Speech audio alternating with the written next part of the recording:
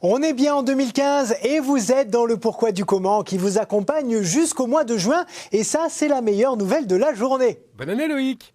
Oui, bonne année à toi aussi. Et là, effectivement, c'est la période. Jusqu'à fin février minimum, dès qu'on va croiser quelqu'un, c'est échange de vœux obligatoire. Tiens, j'en profite pour vous souhaiter à vous aussi, mais une dernière fois, une merveilleuse année 2015 après Jésus-Christ. Oui, c'est vrai, on ne dit pas le « après Jésus-Christ », c'est sous-entendu, mais c'est bien ça le repère. D'ailleurs, moi, ça m'a toujours étonné que dans un monde qui s'est laïcisé au fil des siècles, on compte les années avant et après Jésus-Christ. Allez, revenons aux origines de cette histoire.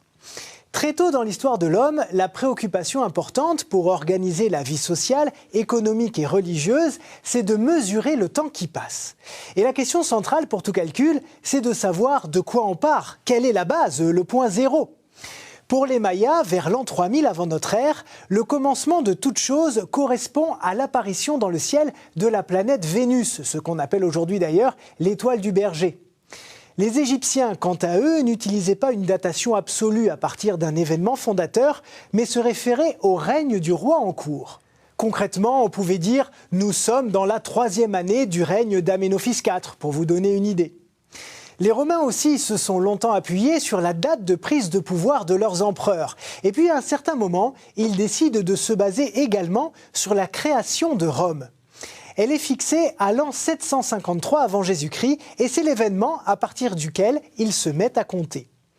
Vous voyez donc que la référence du calendrier de chaque peuple, c'est l'événement majeur, celui qui donne le sens de ce que l'on vit. Alors évidemment, pour les chrétiens, c'est Jésus la référence absolue. Pour autant, c'est assez tard dans l'histoire que la nativité devient le point de départ pour appréhender le temps. Au VIe siècle après Jésus-Christ, un moine du nom de Denis le Petit avait été chargé de calculer la date exacte de Pâques.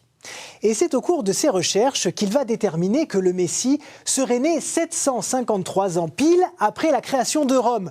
Du coup, il définit malgré lui l'an 1 de ce qu'on appelle l'ère chrétienne, dont la naissance du Christ est l'événement fondateur.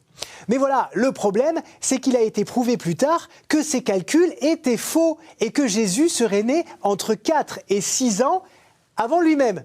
Oui, je sais, ça fait un petit peu retour vers le futur, c'est vrai, mais l'important pour les chrétiens, c'est pas vraiment la date exacte de la naissance du Christ.